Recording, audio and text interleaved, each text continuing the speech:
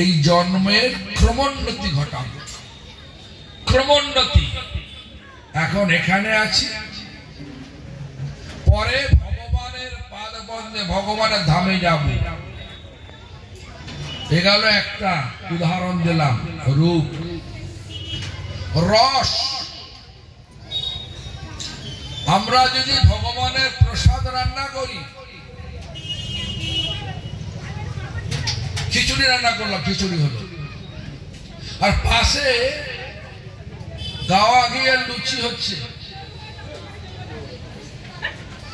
হালুয়া হচ্ছে,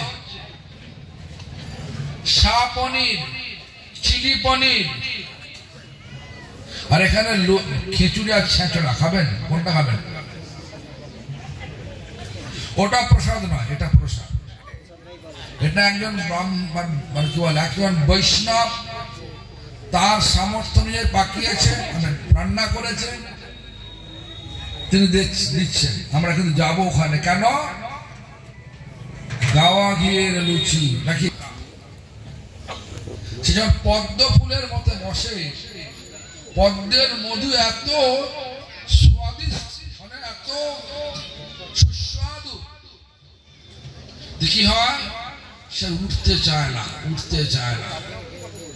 সূর্য অস্ত চলে গেল, পদ্মের পাপড়ি ভিজে গেল, কি হলো?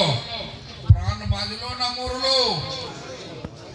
বলুন, মরে গেল তো? তাহলে আমরা মরতে এসছি না বাঁচতে এসছি? হ্যাঁ, ডাই টু লিভ। বাঁচবো কিভাবে? এই জগতের আসক্তি কাটিয়ে।